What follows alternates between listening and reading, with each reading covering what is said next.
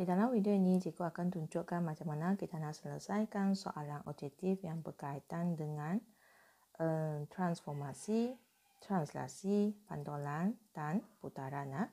Kita mula dengan soalan yang pertama. Soalan yang pertama ini dia memberitahu anda P ini adalah objek, P titik ini adalah image di bawah satu translasi. Jadi kita kena cari apa translasi dia. 1, 2, 3, 4. Dia ke bawah 2. Jadi 4 negatif 2.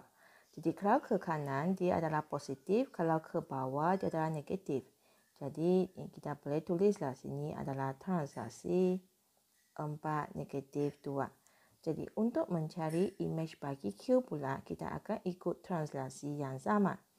Untuk mencari image, jadi kita buat gerak 4 petak ke kanan, 2 petak ke bawah. Jadi maksudnya image-nya akan terletak di sini. Jadi kita kena baca koordinat sebab dia kata nyatakan koordinat. Jadi koordinatnya adalah 6 negatif 4. Jadi jawapannya adalah B ya. Jadi untuk soalan yang kedua pula, jadi dia kata Q ialah image. Q ialah image, ini adalah image, P adalah objek. Jadi dia sebenarnya gerakan dia adalah 4 ke kiri, 2 ke atas. Jadi negatif 4, 2. Okey.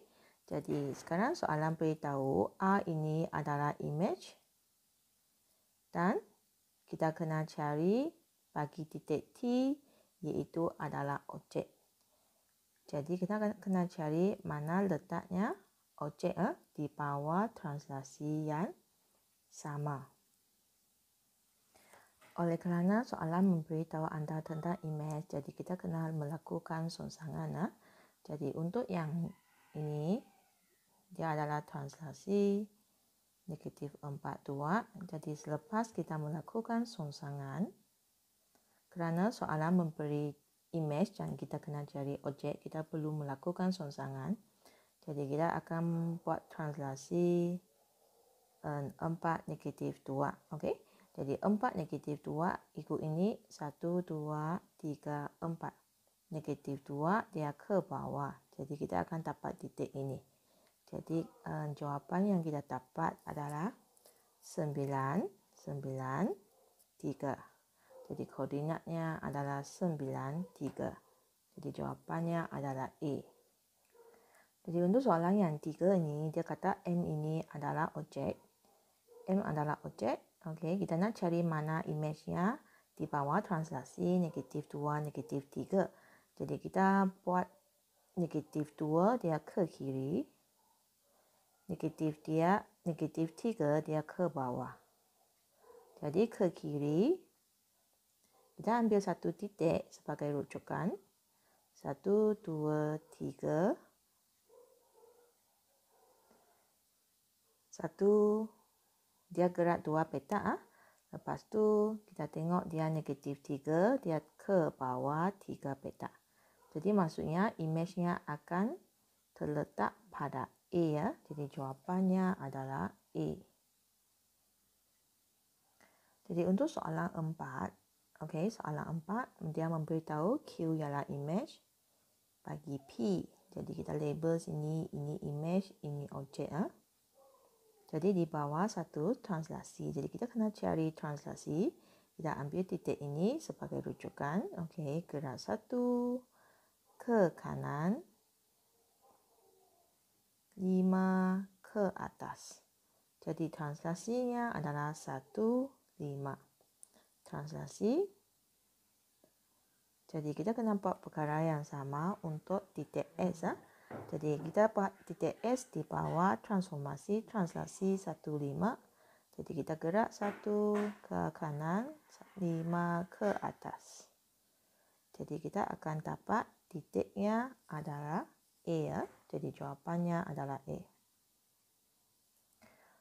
Jadi untuk soalan yang 5 ini, kita akan jawab dengan cara yang sama, iaitu dia mengatakan segitiga PQR ini mengalami mengalami satu translasi 3 negatif 5. Jadi kita kena cari imej bagi titik Q. Jadi macam mana kita cari? Maksudnya kita Q ini akan bergerak dekat mengikut translasi 3 negatif 5. Jadi kita gerak 1, 2, 3. Jadi negatif 5 bermaksud dia ke bawah. Jadi kita akan dapat jawapannya adalah D. Jadi kalau Q mengalami translasi, dia akan dapat jawapan D ya. Jadi untuk soalan yang seterusnya, soalan 6, kita kena cari imej bagi titik M.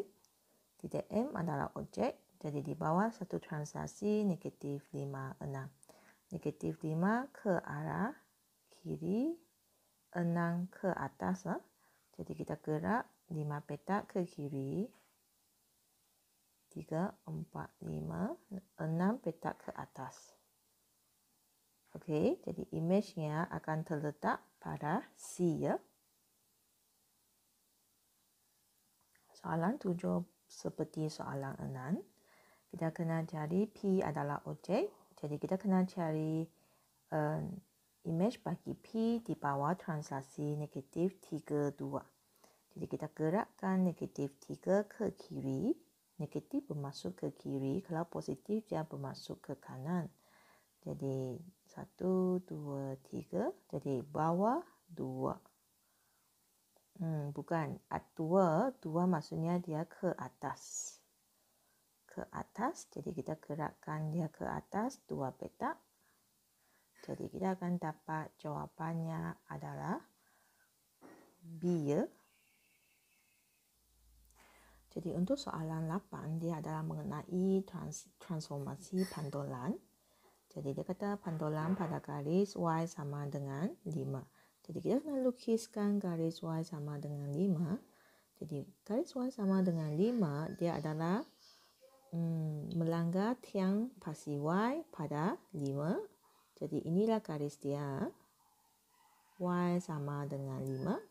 Jadi untuk Y sama dengan 5, P adalah objek. Jadi apabila dipantulkan, kita akan dapat imejnya adalah D ya. Jadi jawapannya adalah D.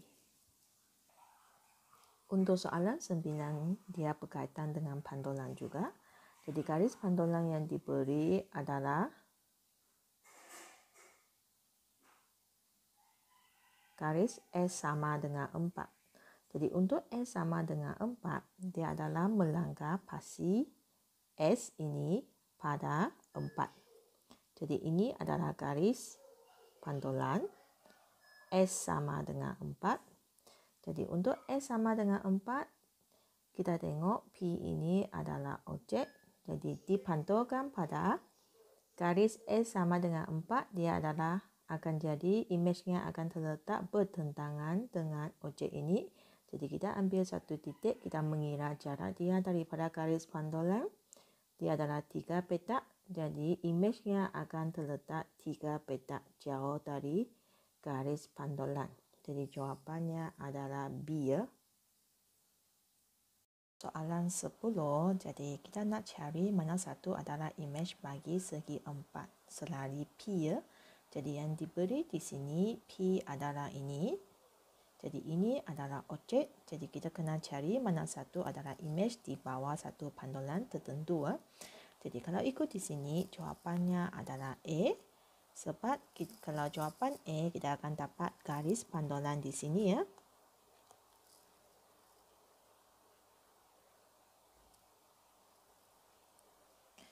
Okey, ini adalah garis pantulan untuk objek P. Sebab kalau kita semak jarak dari garis pantulan untuk titik rujukan ini, nampaknya dia adalah sama, satu petak, satu petak. Ataupun kita ambil ini sebagai semakan, kita akan dapati ini adalah jarak 5 petak daripada garis pantulan. Jadi pada sama, titik rujukan yang sepadan ini adalah 5 petak daripada garis sepadan. Jadi untuk soalan yang 11, kita nak cari mana satu bukan imej ya, bukan imej di bawah imej bagi trapezium P. Jadi P ini adalah objek. Okey, jadi kita kena pasti satu demi satu mana satu adalah garis pantulan. Contohnya kita tengok jawapan D. Kita mengemat kalau untuk jawapan D adalah imej bagi P dengan garis pantulannya di sini. Okey, ini adalah garis pantulan. Kalau jika B adalah imej bagi objek P dengan garis pantulannya di sini. Jadi kita kena cari imej yang bukan. Mana satu bukan imej bagi trapezium P ya. Jadi lepas tu, jadi untuk A adalah imej bagi objek P kerana kalau kita semak jaraknya, titik rujukan ini dari garis pantulan dia adalah 3 petak. Ini pun 3 petak. Contohnya kalau ini dia jarak 1 petak, jadi titik yang sepadan dengan titik rujukan ini pun 1 petak. Jadi ini adalah imej, jadi ini betul. Jadi yang salah adalah C ya, kerana C ini bukan imej bagi objek P di bawah pantulan. Sebab kita tidak dapat mengenal pasti mana satu adalah garis pantulan. Jadi jawapannya adalah C. Jadi untuk soalan 12, kita kena cari mana satu adalah imej bagi objek G di bawah satu putaran 90 darjah lawan arah jana. Jadi kita boleh buat anak panah dulu. Garis G adalah objek. Kita lawan arah jam, maksudnya dia akan pergerakannya adalah seperti ini. Jadi kita ambil satu titik sebagai rujukan.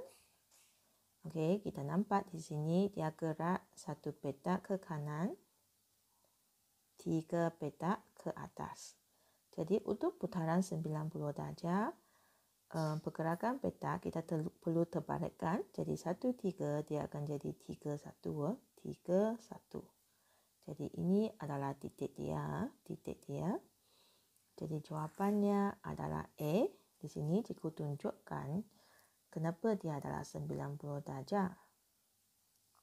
Kalau kita gariskan titik rujukan tadi ke pusat, kemudian imej bagi titik rujukan itu ke pusat, kita akan mendapat di sini adalah 90 darjah.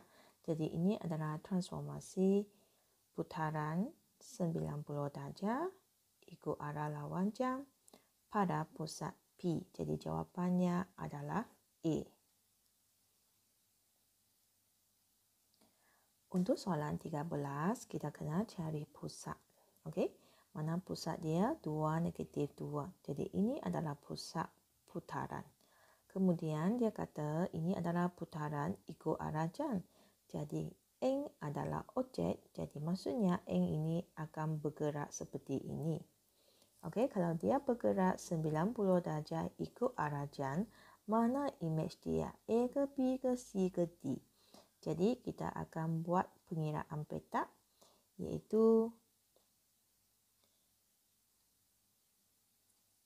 kalau ikut pengiraan petak, dia adalah 1, 2, 3, 4, 5, 6, 7, 2. Jadi putaran 90 darjah, kita akan jadi 2, 7.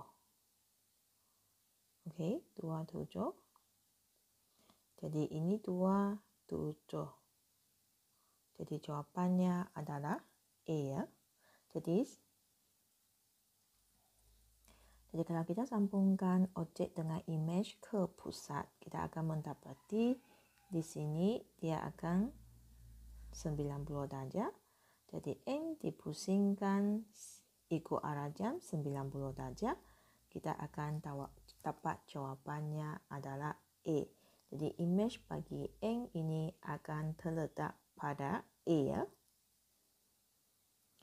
Untuk soalan 14, telah menyatakan P ialah imej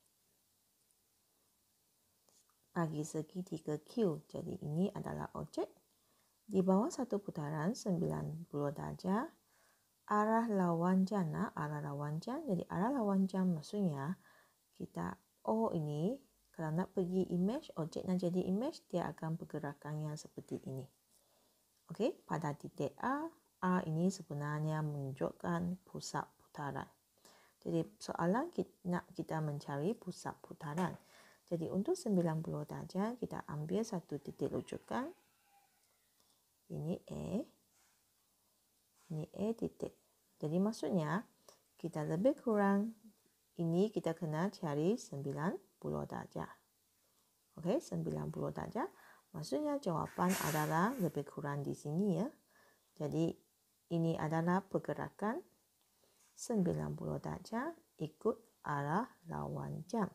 Jadi jawapan yang mungkin di sini adalah negatif 53. Negatif 53.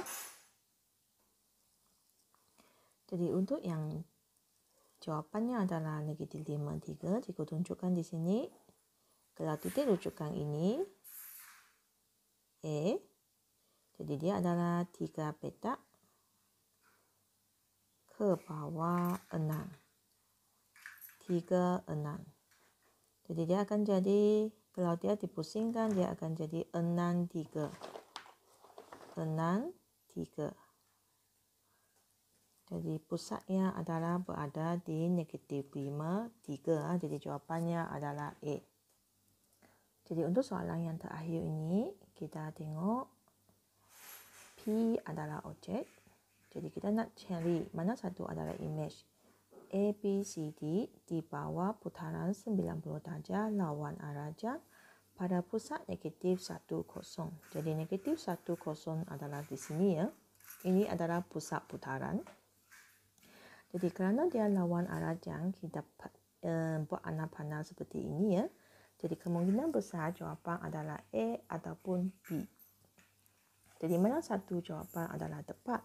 Jadi kita kira petak dia, kalau jarak O dari pusat adalah 2, 3. Okey, jadi kita akan lawan jam, dia akan jadi 3, 2. Okey, jadi image-nya adalah berada di A ya. Kalau kita lukiskan sambung A pergi pusat dan objek pergi pusat, kita akan dapat 90 darjah di sini. Jadi jawapannya adalah A. Jadi itu sahaja untuk perbincangan untuk 15 soalan objektif. Jadi kalau pelajar boleh cuba semula. Jika pelajar nak. Terima kasih.